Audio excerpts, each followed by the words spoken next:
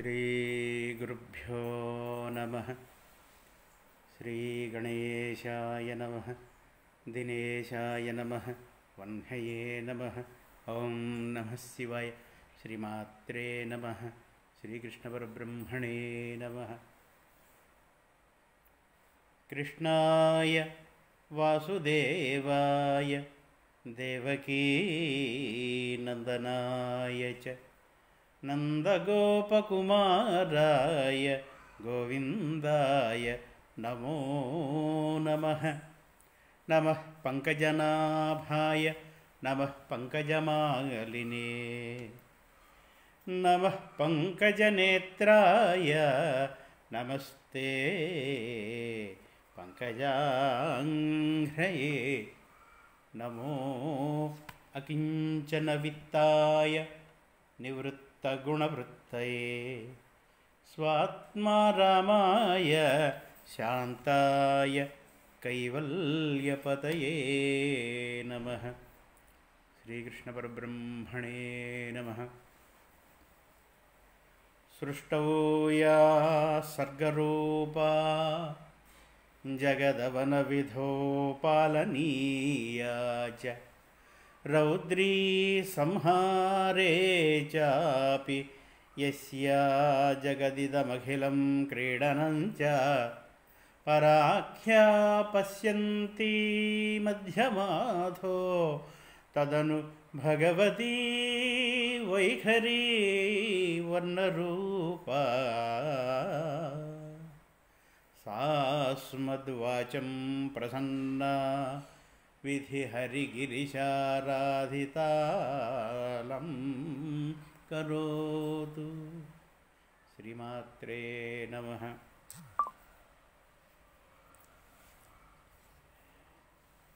ओं श्रीकृष्णपरब्रह्मणे नमः।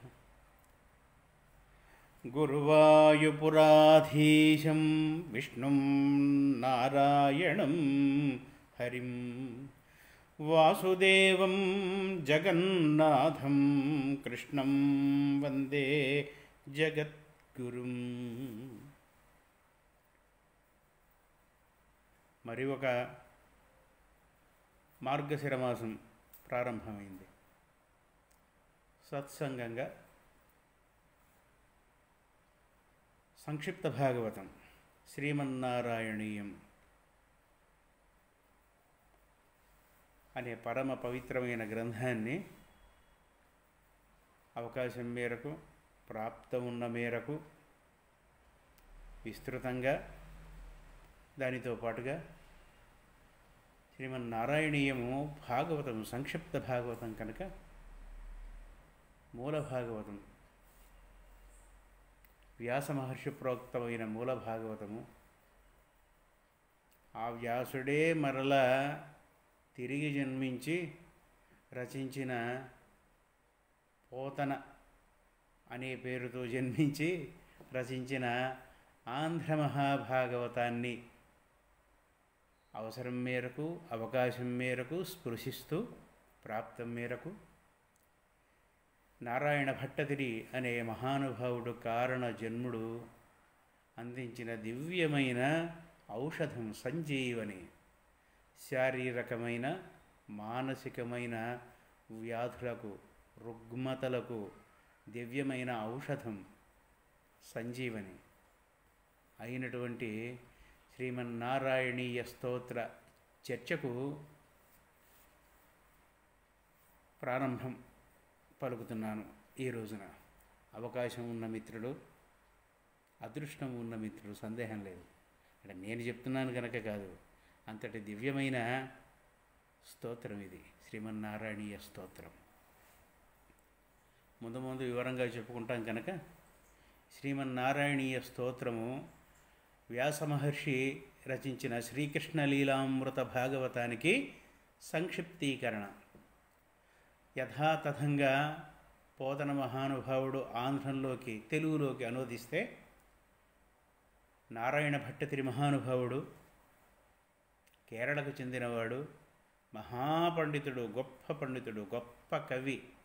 ఈ నారాయణీయ స్తోత్రాన్ని ముందు ముందు రుచి చూస్తాం కనుక మనకు తెలుస్తుంది ఎంతటి గొప్ప ఉపమానాలు ఎంతటి గొప్ప అక్షర సంయోజనము, సంగీతాత్మకమైన లయాత్మకమైన సంగీత సంయోజనం ఆయన రచనలో శ్రీమన్నారాయణీయంలో ఉన్నది అనేది తెలుసుకుంటాను.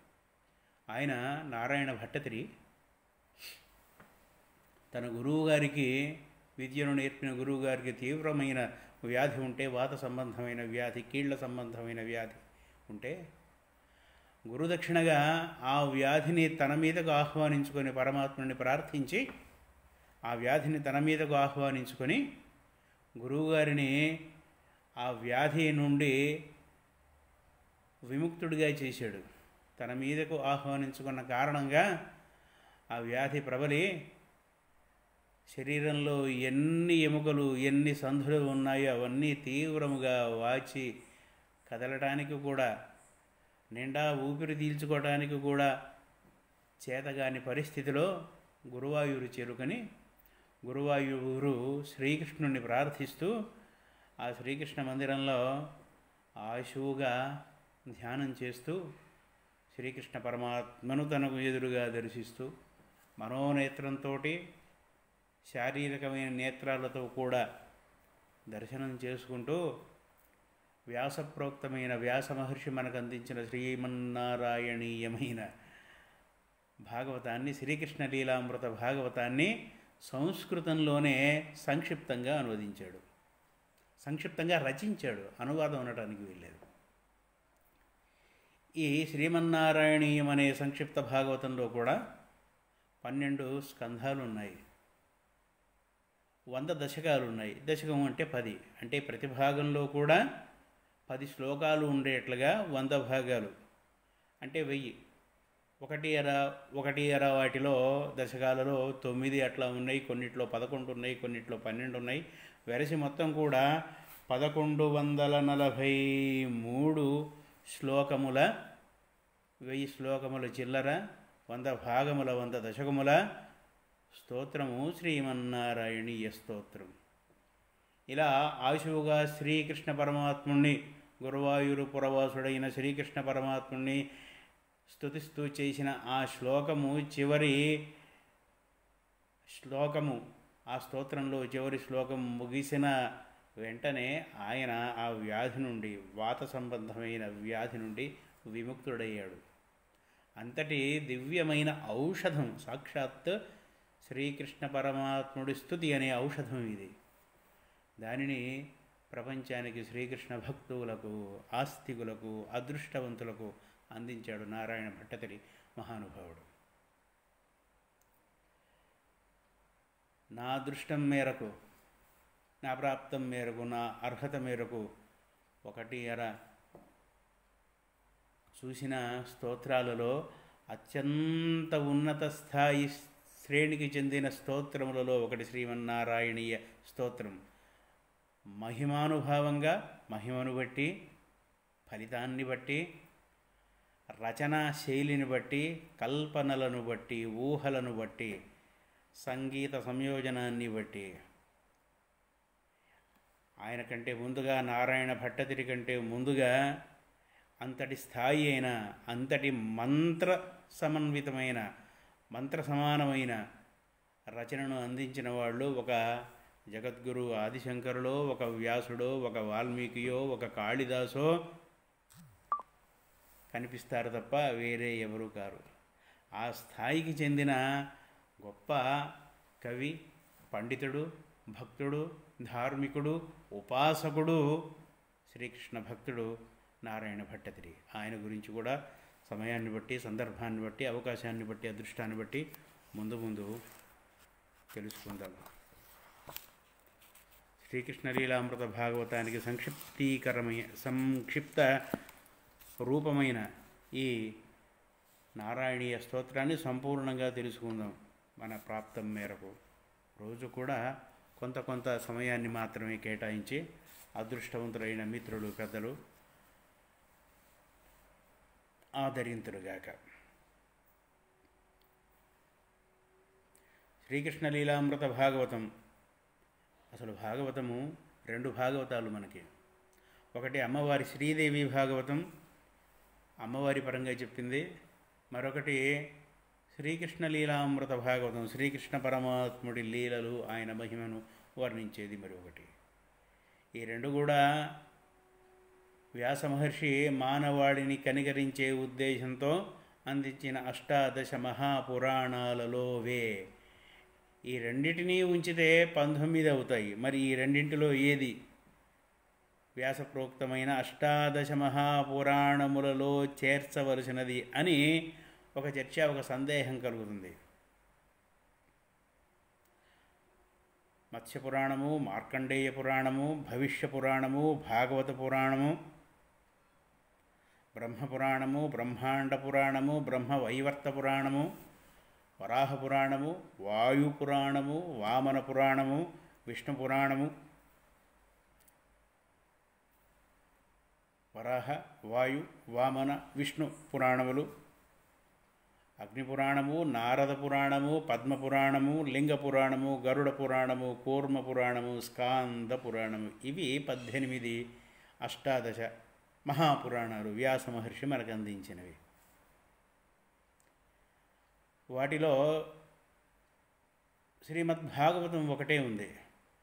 కానీ ఆ శ్రీమద్భాగవతము రెండూ శ్రీ వ్యాస పరమాత్ముడే అందించాడు.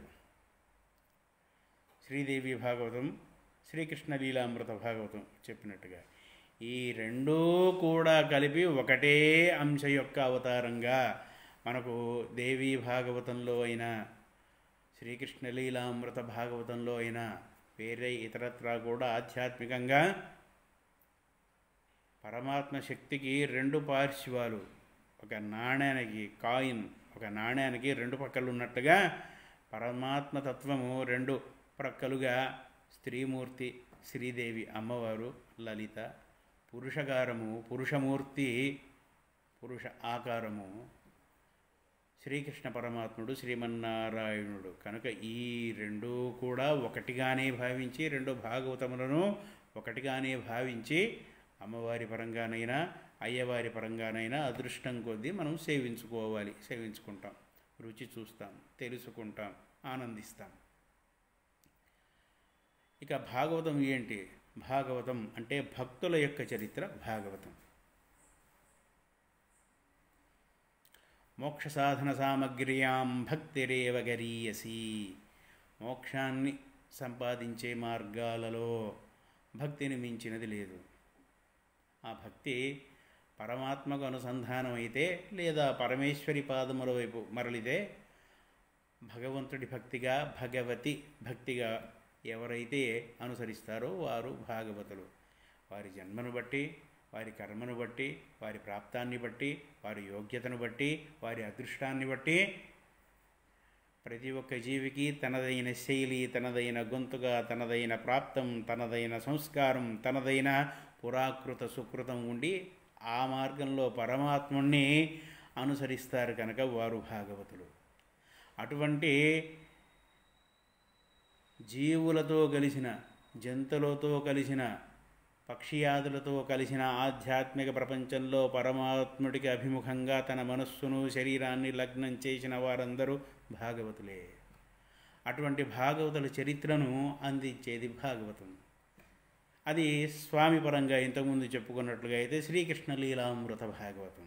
ఆ శ్రీకృష్ణ లీలామృత భాగవతాన్ని వ్యాస మహర్షి మానవాడిని కనుకరించే ఉద్దేశంతో ఆయన పరిపక్వమైన స్థితిలో ఉన్న, జ్ఞానంతో పండిపోయిన స్థితిలో ఉన్న దశలో పురాణ వాంగ్మయంలో చిట్ట చివరిది సాంప్రదాయం ప్రకారముగా వ్యాస మహర్షి అందించిన వాటిలో ఇంతకుముందు చెప్పుకున్న జాబితా ప్రకారం ఉన్న ఈ అష్టాదశ మహాపురాణములలో శ్రీకృష్ణ లీలామృత భాగవతం చివరిది.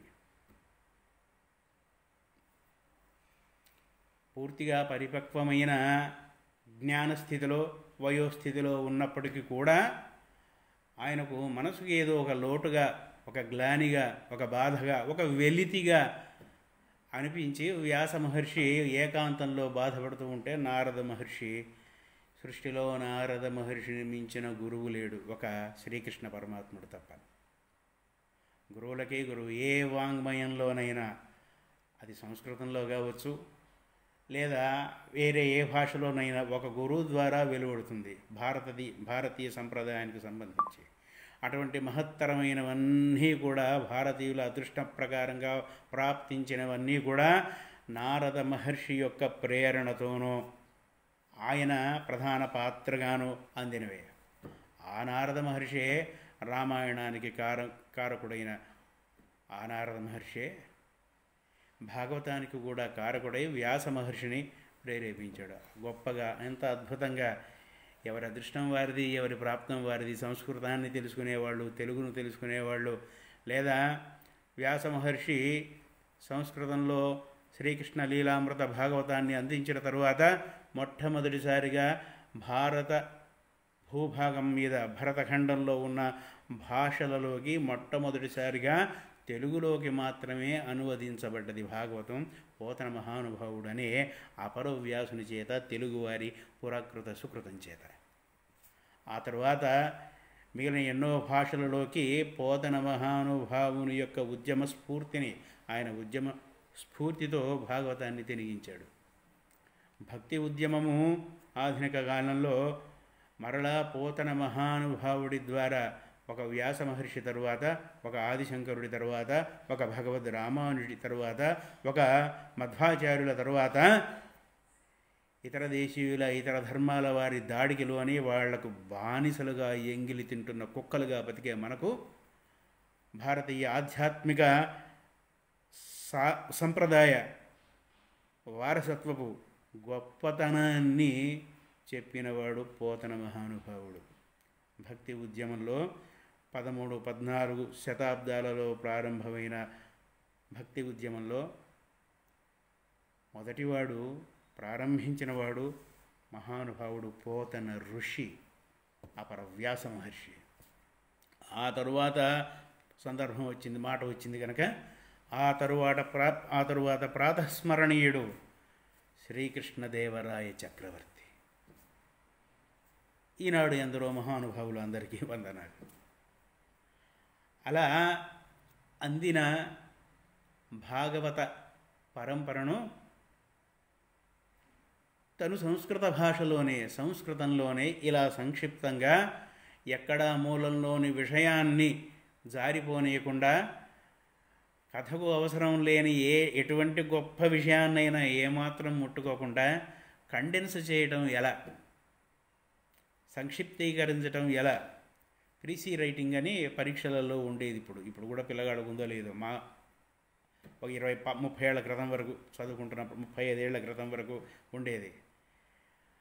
అత్యంత ముఖ్యమైన విషయాన్ని మాత్రమే తీసుకొని వాటిని ఎలా తెలియజెప్పాలి, విస్తృతంగా ఉన్నదాన్ని ఎలా సూక్ష్మీకరించాలి, అది ప్రీసీ రైటింగ్. సాహిత్యపరంగా క్లుప్తంగా చెప్పాలి అంటే ఆధ్యాత్మిక సారస్వత పరంగా, సాహిత్యపరంగా భారతీయ వాంగ్మయాలలో కనీసం తెలుగు కొంతైనా, సంస్కృతం కొంతైనా రుచి చూచే, హిందీ కొంతైనా రుచి చూచే అదృష్టంతో చెప్తున్నమాట. ఇంతటి అద్భుతమైన సంక్షిప్తీకరింపబడిన సారస్వతం మరేది లేదు. శ్రీమన్నారాయణీయం. రుచి చూస్తే తెలుస్తుంది. చెప్పేవాళ్ళు ఎవరైనా కొంత వారి తెలివితేటలను బట్టి, వారి అనుభవాన్ని బట్టి, వారి శక్తిని బట్టి, వారి అర్హతను బట్టి, వారి యోగ్యతను బట్టి, వారి అదృష్టాన్ని బట్టి ఉంటుంది. కనుక చెప్పేవారి కన్నా స్వయంగా చదవగలిగితే అర్థాలతో, వ్యాఖ్యానాలతో అందుబాటులో ఉన్నాయి. శ్రీమన్నారాయణీయ స్తోత్రాన్ని, నారాయణ భట్టతిరి మహానుభావుడు రచించిన శ్రీమన్నారాయణీయ స్తోత్రాన్ని రుచి చూడగలిగితే, తెలుసుకోగలిగితే ఆ జన్మధన్యం. అది మాటలకు అందని అనుభవైక వేద్యమైన ఒక అమృతం. అలా రుచి చూసే అదృష్టవంతులను సాధ్యమైనంత వరకు ఎక్కువ చేయాలని కేవలమైన తలంపు తప్ప, ఏకం స్వాదునభుంజీత, రుచిగా ఉన్నదాన్ని, రుచికరమైన దాన్ని, హితకరమైన దాన్ని, ఉపయోగకరమైన దాన్ని ఒక్కడే అనుభవించడం, అది సారస్వతమైన భక్తి అయినా ఏదైనా కానీ స్వార్థం కనుక ఆ స్వార్థాన్ని విడనాడాలనే కోరికతో పరమాత్ముడి సేవను ఈ రకంగా చేసుకోవాలనే తలంపుతో మొదలుపెట్టిన కార్యక్రమం ఇది. మొదటి రోజు సాంద్రానందావబోధాత్మకమనుపమితం కాలదేశావధిభ్యాం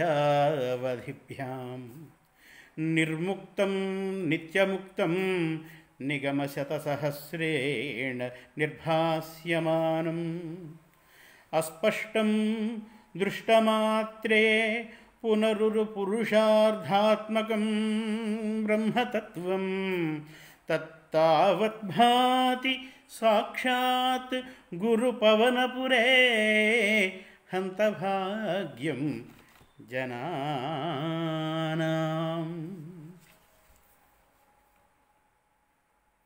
ఈ స్తోత్రము నిండా గురువాయూరుపురంలో వెలసిన శ్రీకృష్ణ పరమాత్ముడి స్తుతిగా భాగవతాన్ని, శ్రీకృష్ణ లీలామృత భాగవతాన్ని చెప్పిన గ్రంథం కనుక గురుపురాధీశుడు, వాయుపురాధీశుడు, గురువాయుపురాధీశుడు అని సందర్భానుసారంగా స్వామిని సంబోధిస్తూ ఉంటారు.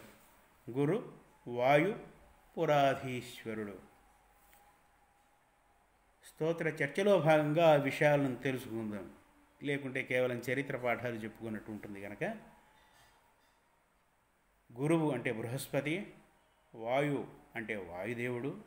వీరిద్దరూ అర్చించిన శ్రీకృష్ణ మూర్తి గురువాయూపురంలో గురువాయూరులో వెలసిన శ్రీకృష్ణ పరమాత్ముడి యొక్క రూపం, ఆ ప్రతిమ, ఆ స్వామి, ఆ మూర్తి కనుక గురువాయూరుపురాధీశుడు అని ఆయనను సంబోధన చేస్తుంటారు. సాంద్రానందావబోధాత్మకం అనుపమితం కాలదేశావధిభ్యాం నిర్ముక్తం నిత్యముక్తం నిగమ శతసహస్రేణ నిర్భాస్యమానం. పరమాత్ముడు శ్రీకృష్ణుడు. పరమాత్ముడు అంటే శ్రీకృష్ణుడు. ఎందుకంటే పరమాత్ముడు శ్రీకృష్ణుడే. ఆయన నుండియే సమస్త విశ్వము ఆవిర్భవించింది. సమస్త విశ్వమును ఆవిర్భవింపజేసిన బ్రహ్మదేవునితో మొదలుకొని లయింపజేసే శివుడు మొదలుకొని అందరూ ఆయన నుండే ఉద్భవించారు అని. అంతకన్నా అతి రహస్యమైనది, అతి సత్యమైనది ఆయనయే అన్ని రూపాలు ధరించాడు అని. శ్రీకృష్ణ పరమాత్ముడే శివుడు, శ్రీకృష్ణ పరమాత్ముడే బ్రహ్మ, శ్రీకృష్ణ పరమాత్ముడే మిగిలిన ఇతర దేవి దేవతలందరూ. ఇవన్నీ పురాణ ఆధారములుగా చెప్తున్న విషయాలే.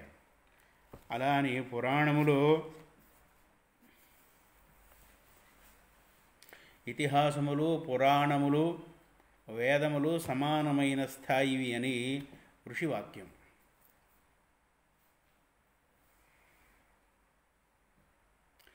ఇతిహాస పురాణాభ్యాం వేదం సముపబృంహయేత్ బిభేత్యల్పశ్రుతాద్వేదో మామయం ప్రహరిష్యతి. ఇతిహాసములను పురాణములను సహాయంగా తీసుకొని వేదమును అనుసరించాలి, వేదమును వ్యాఖ్యానించుకోవాలి, అర్థం చేసుకోవాలి, తెలుసుకోవాలి అని. అలా లేనప్పుడు అల్పశ్రుతి అయిన వాడు అవుతాడు. అటువంటి ఇతిహాసములు తెలియకుండా తెలుసుకొనకుండా, పురాణములు తెలియకుండా తెలుసుకొనకుండా వేదమును తెలుసుకోవాలి అని ప్రయత్నించేవాడి చేతిలో నేనెక్కడ దెబ్బతింటాను అని వేదమాత భయపడుతుంది అట.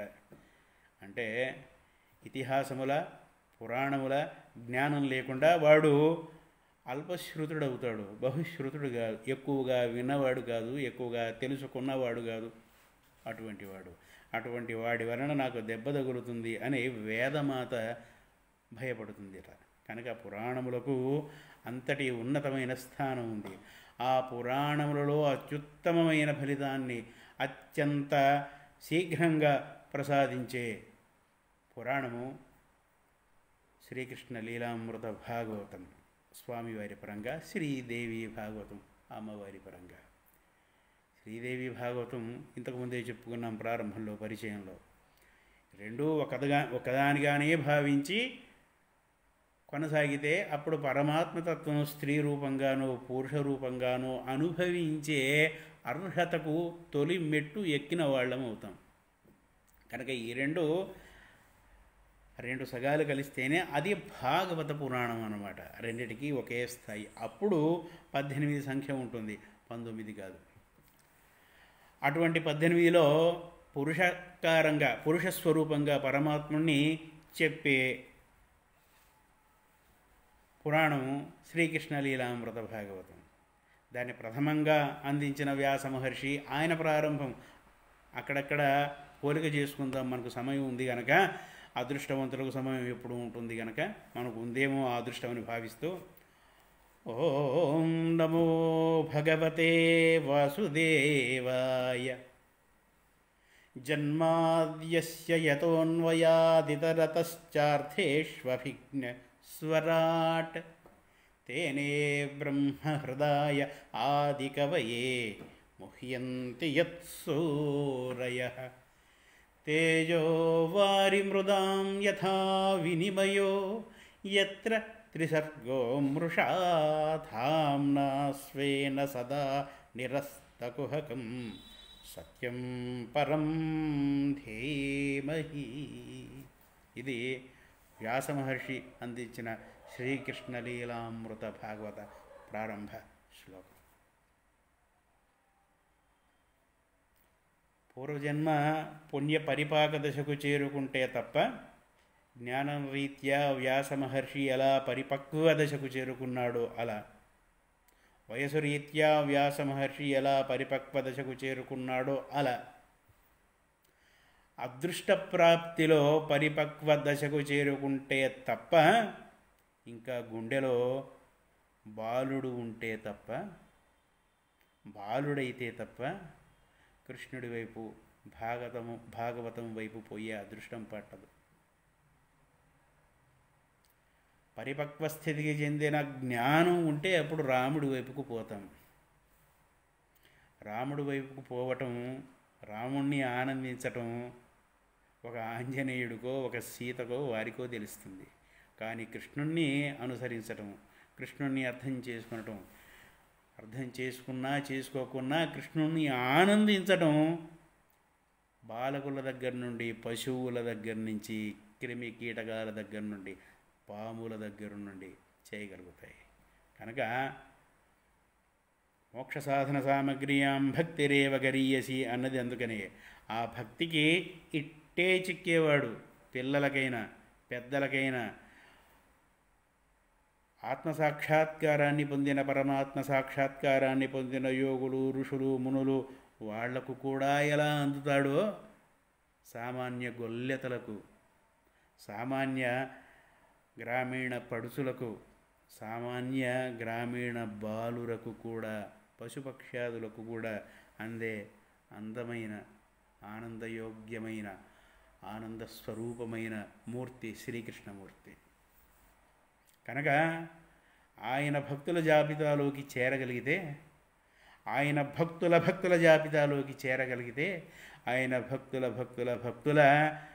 పాదసేవయే అదృష్టం అని భావించగలిగే అంత పచ్చి, అంత లేత, అంత మృదువైన, అంత మెత్తని హృదయం ఇంకా గుండెల్లో నిలుపుకున్న వాళ్లకు, బాలురకు, ఇతరులకు కూడా ఇంతకుముందు చెప్పుకున్న నారద మహర్షి వంటి జ్ఞానులకు, రాజర్షులకు, బ్రహ్మర్షులకు, ఒక శుక మహర్షి వంటి వారికి కూడా ఎలా అందాడో ఇవేవీ తెలియని సామాన్య బాలకులకు కూడా అందగలిగేవాడు శ్రీకృష్ణ పరమాత్ముడు. ఆయన చరిత్రాన్ని ఇంతమంది ఇన్ని రకాలుగా చెప్తే ఒక ప్రథమ శ్లోకం వ్యాఖ్యానం వైపుకు, అర్థం వైపుకు పోలే. ఇంకా నారాయణ భట్టతిరి వారిది చూసాం, వ్యాస మహర్షిది చూసాం. ఎన్నింటినీ రాసిపోసి, ఎన్నింటినీ కలబోసి, ఎన్నింటి యొక్క లక్ష్యాన్ని నిర్దేశించిన మొదటి పద్యం పోతన మహానుభావుడిది. కనుక ఎంత కాదనుకున్నా పాండిత్యపరంగా, ప్రజ్ఞాపరంగా, వ్యుత్పత్తిపరంగా, పవిత్రతపరంగా, భక్తిపరంగా, సంయోజనాపరంగా, సంగీతాత్మకలయాన్వితమైన సారస్వతపరంగా ఆదిశంకరుని సరసన చేర్చగలిగిన వాళ్లలో కాళిదాసుతో పాటుగా పోతన మహానుభావుడు మాత్రమే. ఆ జాబితాకు ఏమాత్రం తగ్గనివాడు, వారితో సమానంగా ఉండగలిగినవాడు. ముందు చూసుకుంటే గొప్ప లోకోక్తులు, గొప్ప చమత్కారాలు, గొప్ప వర్ణన, గొప్ప తూగు. సంస్కృత వ్యాకరణంతో పరిచయం లేని వారికి కూడా స్పష్టంగా పలకగలిగితే, పలకటం నేర్చుకొనగలిగితే, పలుకుతున్న వాళ్ళ పలుకులను వినగలిగితే శ్రీమన్నారాయణీయ పారాయణము, పఠనము, శ్రవణము అది ఒక అదృష్టం. అది స్వయంగా ఎవరో నాలాంటి వాళ్ళు చెప్తే తెలుసుకోవడం ఒక పద్ధతి అయితే, స్వయంగా అనుభవించటం ఇది చాలా రుచిగా ఉంటుంది అని చెప్పేదానికంటే తిని నాలుక మీద వేసుకొని రుచిని అనుభవించగలగటం పెద్ద అదృష్టం.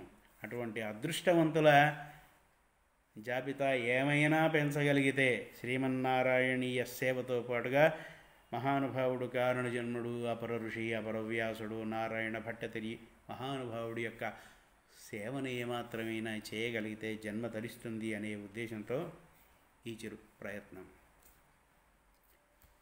శ్రీకైవల్యపదంబుజేరుటకునై చింతించెదన్ లోకరక్షైకారంభకు భక్తపాలన కళా సంరంభకున్ దానవోద్రేకస్తంభకు కేళిలోల విలసదృగ్జాల సంభూత నానా కంజాత భవాండకుంభకున్ మహానందాంగన డింభకున్. ఇందాక చెప్పిన జన్మాద్యస్య యతోన్వయాదిర్ ఇతరతశ్చార్థే అభిజ్ఞ స్వరాట్ వ్యాసమహర్షి శ్లోకమైన, ఇక్కడ నారాయణ భట్టతిరి మహానుభావుని ప్రారంభ శ్లోకమైన వీటికి భిన్నంగా ఎందుకోసం భాగవత ఆంధ్రీకరణను మొదలుపెట్టాడు, ఎలా చేద్దామనుకుంటున్నాడు, దాని ఫలితం ఏంటో అంటే లక్ష్య నిర్దేశము. శ్రీకైవల్య పదంబు చేరుటకునై చింతించదన్, శ్రీకైవల్య పదాన్ని చేరటం కోసం ఇక్కడ నిర్ముక్తం నిత్యముక్తం నిగమ శతసహస్రేణ నిర్భాస్యమానం అని ఆ ముక్తిని యా విద్యాసా విముక్తయే ఒక ఉపనిషత్ సూక్తి. యా విద్య, విద్య అంటే జ్ఞానం, విద్య అవిద్య, విద్య అంటే జ్ఞానం, అవిద్య అంటే అజ్ఞానం. ఒక పరంగా ఏది బంధాన్ని తొలగిస్తుందో, బంధాన్ని తొలగించడమే ముక్తిని ప్రసాదించడం, బంధము లేకుండా ఉండటమే ముక్తిని పొందటం. అందులో యా విద్యా సా విముక్తయే, విముక్తి చేసేది, బంధాలు లేకుండా చేసేది, కట్టివేసి ఉంచకుండా చేసేది, దాస్యం లేకుండా చేసేది, పరమాత్మ వైపుకు స్వేచ్ఛగా నడిపించేది, అది విద్య. ఆ విద్యను ప్రసాదించే మహానుభావుడైన నిర్ముక్తం నిత్యముక్తం నిగమ శతసహస్రేణ నిర్భాస్యమాను ఆయనను మిగిలిన ఇతరులు ఇప్పుడు చెప్పుకున్న ఇద్దరు స్తుతించిన దానికి, పోతన మహానుభావుడు స్తుతించిన దానికి, శ్రీ కైవల్య పదంబు చేరుటకునై, కైవల్యానికి చేరుకోవడం, మోక్షానికి చేరుకునడం అంటే ముక్తిని పొందడం, అంటే బంధములు లేకుండా పోవటం. ద్వేషబ్దే బంధమోక్షాయ మమేతి న మమేతి చ, మమేతి బధ్యతే జంతు న మమేతి విముచ్యతే. రెండే రెండు ముక్కలు, రెండే రెండు పదాలు బంధాన్నైనా మోక్షాన్నైనా కలిగించేది. నాది అనుకుంటే బంధం, నాది కాదు అనుకుంటే ముక్తి. నాది అనుకుంటే నాది మాత్రమే, నాకు మాత్రమే వైపుకు మనసు దారి తీస్తుంది.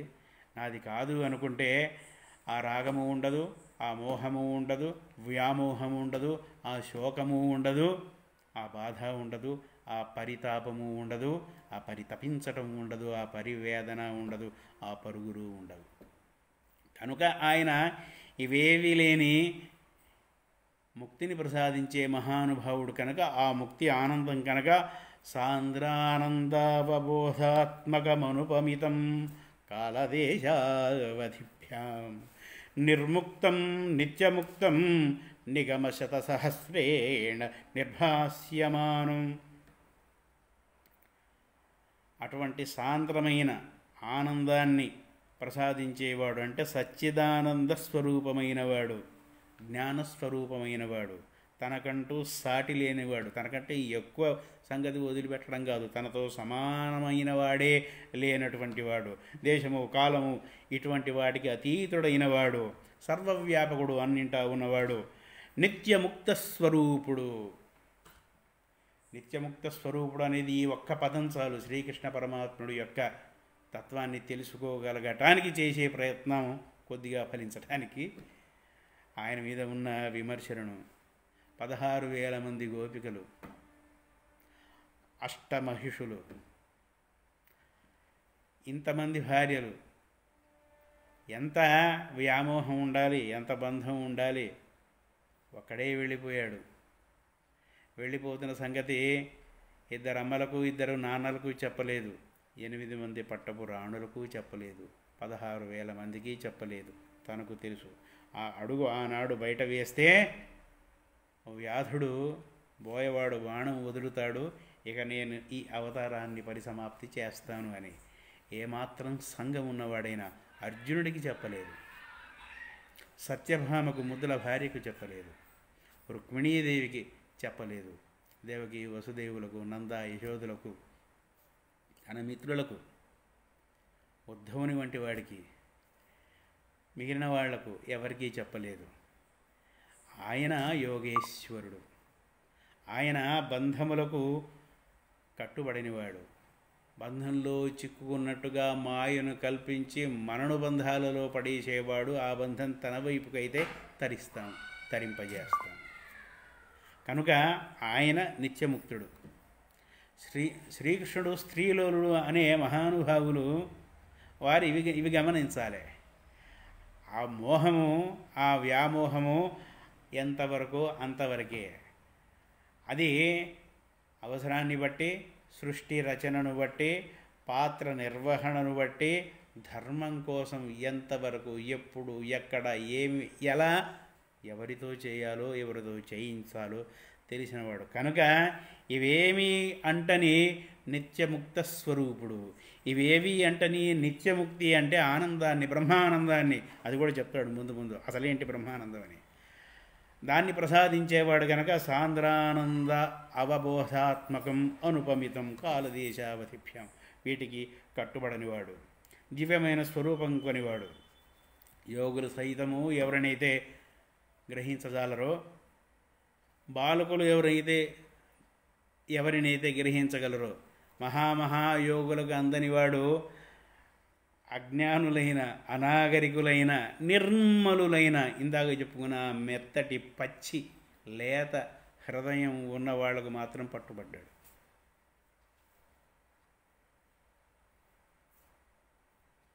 ఇటువంటి భక్తి ఎక్కడా వినలేదు, ఎక్కడా చూడలేదు.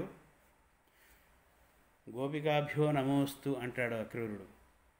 బృందావనం వచ్చి మరలా వెళ్ళిపోతూ అటువంటి సామాన్య గొల్లెతలకు కూడా పట్టుబడ్డవాడు మహా యోగులకే పట్టుబడలేదు. ఇవన్నీ ముందు వివరంగా